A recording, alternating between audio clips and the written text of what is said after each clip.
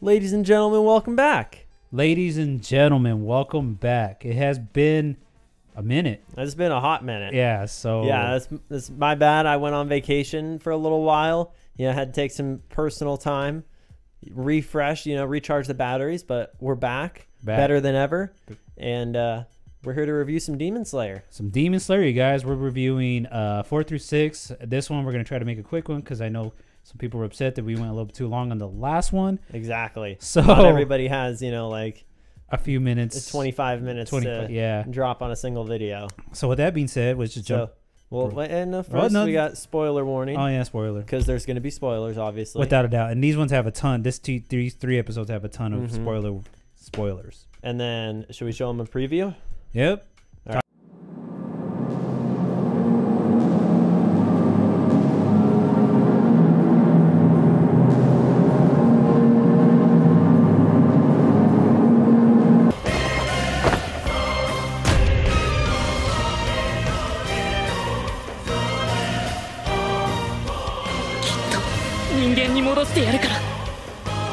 right. All right. What'd you think? That was really good. It was pretty good, right? And we were in succinct that time. Mm-hmm. See, you guys, we're getting better at this. Yeah. It's only like 6, 7, 8 months we've been doing this now. Something like that. Okay, All so right. episode 4. Episode 4, so, you guys. Episode 4 starts out.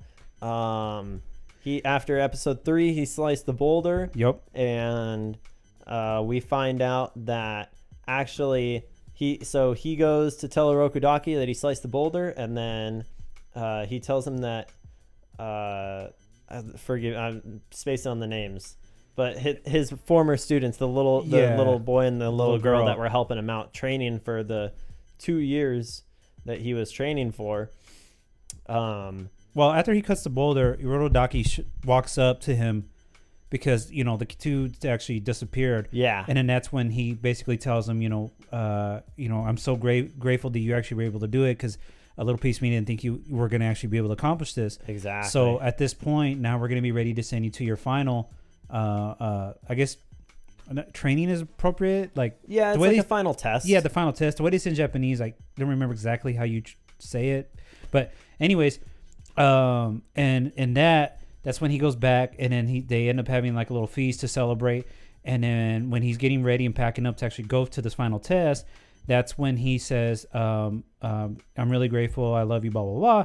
And now I love you. But, take care of my sister and say hi to the boy and girl. Yeah. And then he kind of looks at him weird. And should we just say it now or wait until that? Because you don't find out until the 5th episode? Well, no, we could say it now. That's okay, fine. because what's the difference? Yeah. It turns out they actually were killed. And so who was actually helping them were ghosts of the past, if you will. Mm-hmm. Yeah, lost souls that had not moved on. They were Orokodaki's former students. Yeah. So he goes off. He's training. There's, a ton of Demon Slayers or Demon Slayer wannabes. Yeah, potential candidates that want to join. And the final test is you have to be in this mountain range that's completely surrounded by wisteria flowers, which are like demons don't go near them. They don't like them.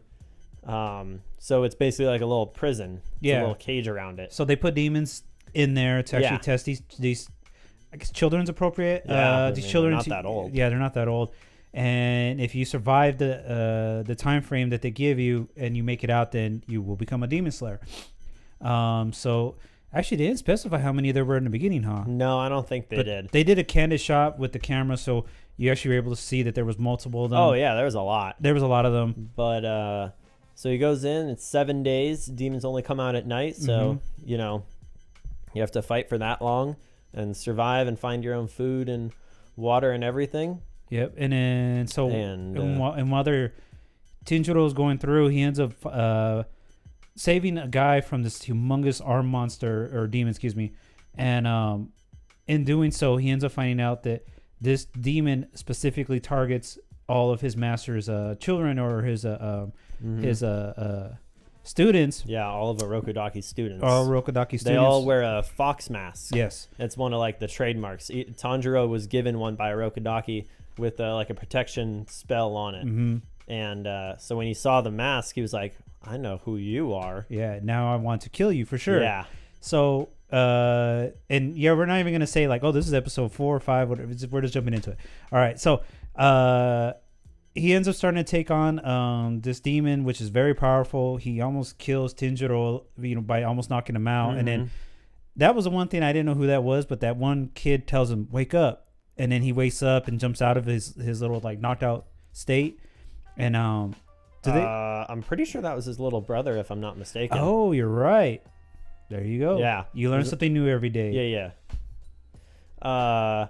So he's fighting him, and he's having a real tough time. He, all the hands moving around and everything. It's really tough to fight this guy. Yeah, because he just ends up cutting it off, and then it just regrows. Yeah, and Oroku explained to Tanjiro earlier that a demon's strength is equivalent to the number of humans that they've eaten. Yeah. And obviously this guy's had a lot.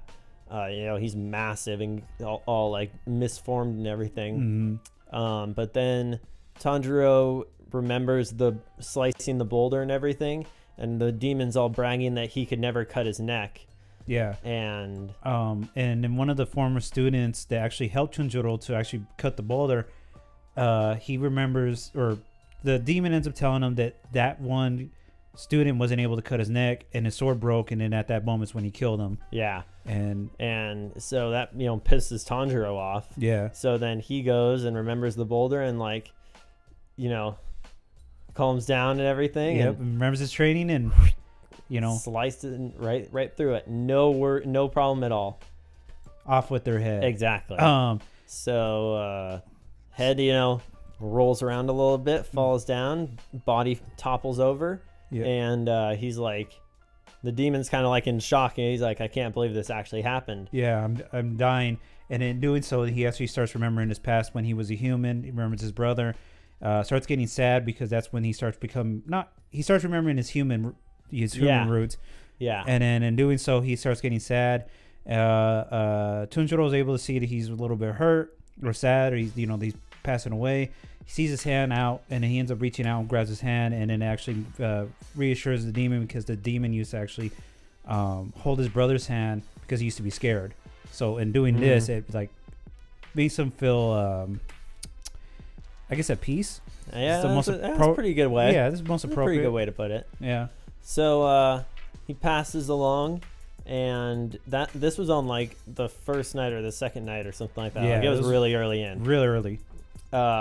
So then Tanjiro still has to get through the rest of the week, and as he's fighting all the other demons, he's asking them if there's any way to turn a demon back into a human. Yeah, he's still trying to help his sister.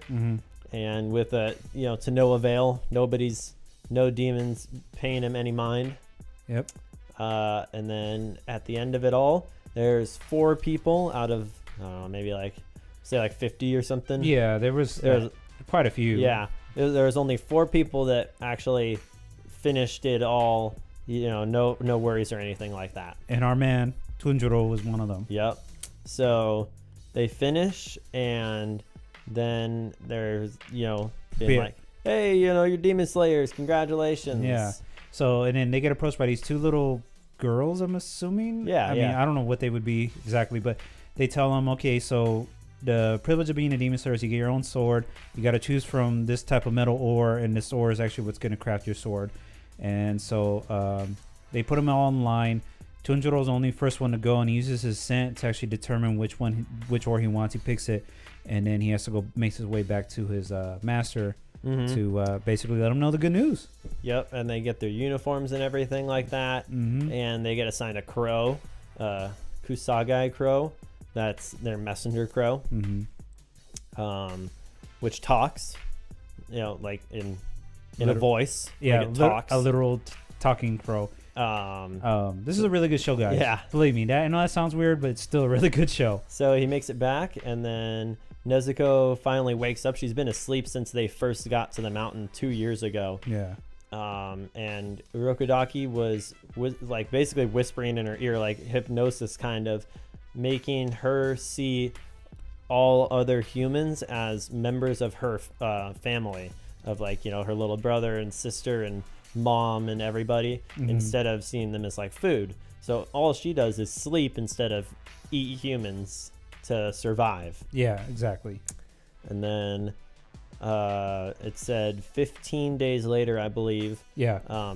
Haga Nizuka, the swordsmith who actually crafted Tanjiro's sword, comes and brings it to him, and he's a little cuckoo. He's a little out there, yeah. Yeah, he's a little out there, but he's funny, you know. He's funny, yeah. And I like his mask too. I thought his mask was pretty good. It was pretty good. So he's like, oh, you know, here's your sword, and when you get these blades, they're called Nichirin blades.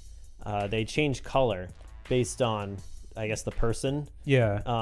And so when you grab them, you know, they're just plain metal. But when you grab them for the first time, it like changes to a color. So it could be red or blue or green, you know, whatever. Whichever the color of the person is. And so Tanjiro's, when he grabbed it, ends up becoming black. And black has been basically looked upon as like an omen color, that it's like bad luck. Yeah. No one really actually knows exactly 100% why black is looked down upon, but it happened to him, so it was kind of frowned upon. Yeah, so they were like, oh my gosh, like, you know, can't believe you got black. Yeah. But I mean, I thought it looked cool. I would totally take a black blade. I thought that was sick. That's what I thought too. I was like, screw the unlucky. I mean, it just looks cool. It looks really cool. So past that, so he gets the blade, and then his crow comes and gives him his first mission to go to a town where a bunch of girls have been getting abducted at night. And then he goes off, and he gets to the town, and then he meets a person. Names. Yeah, I couldn't remember these the names name. are rough. Basically, it's these this couple, this fiance and his you know, it's a guy and a girl. She ends up getting taken, and in this situation, when he gets taken, she gets taken, excuse me, he ends up being pummeled by the family because they think that he's the one who changed or did this, and really it was the demon who took her. The demon only targets girls who are 16 and younger. No, just 16, huh? I think it was 16 and younger. He's 16 or younger? I'm pretty sure. But he targets them specifically because he feels that they taste better. And sorry, my headphones are giving me problems. So in this whole situation where he targets them, she gets taken. He's really bummed out. He's walking through the town. That's when Tanjiro happens to show up. They end up crossing paths, and then he ends up asking him like, hey, can you help me with, you know, tell me some information to help me find this demon, and so we could avenge your fiance's he didn't say death, but just find out what happened, more or less. Yeah. So they're investigating, and they have to wait till night. So they're waiting until night, and they're patrolling around, and then Tanjiro notices that another girl has been abducted from her bedroom, and so he's following them, and then Tanjiro uses his scent, his like power of smell, to determine that the demon like travels underground, and like he basically like makes this like little pocket dimension in the ground that it's like full of water, and he can like travel around through it. Yeah, and then it's this, so that's how it's easy for him to stay undetected, and anyone who's a demon slayer could have struggled to do it, but fortunately our man Tanjiro was able to sense it through his smell, and he was able to catch him in it. And it's called a blood demon art. Pretty much all demons will get one if they become strong enough, and it's different for every single one. This guy's just happened to be water, and then he could also split himself up into 3 different bodies. Yeah. And then one's like the main, and the other 2 are kind of like his accomplices. Exactly. But I mean, still, you know, like 3 demons. Still, yeah, exactly. So Nezuko comes out of her box, and she's fighting with Tanjiro. And actually, that's actually where the scene actually ends. Yeah. Once she comes out of the box, that's where it ends, and that's episode 6. Yep. And the only other thing was that Tanjiro remembered something Hirokadaki said about the very first demon, the Muzan Kibutsuchi. He is what they call the prognator of all demons, and he's lived for like 1,000 years or something like that. And he is the only demon with the power to turn humans into demons. So that's so demons back, and then demons back into humans too. Well, they didn't say that. They didn't say it like that? No. Oh, see. I mean, he said that like he might be able to. That's true, because if you could turn them to demons, then maybe. Okay. But that's the way I took it. Because so basically then that just tells you right there that this guy Muzan Kibutsuchi was the guy that killed Tanjiro's family. So then Tanjiro, you know, gets all pissed off and everything. Yeah. So that's basically going to be the whole arc of the series, regardless as to what season it is. Yeah. To where he's looking for this one demon. Exactly. And that's it, you guys. That's it, yeah. If you guys saw it, what do you guys think? Tell us know down below. Comment, subscribe. Yeah, if you guys are watching along with us, you know. We know how annoying that shit is, but I mean, that really does help us grow. So that's the reason why, you know. Absolutely. So it's just, that's why we throw it out there. And you know, with that being said, keep watching. Keep watching.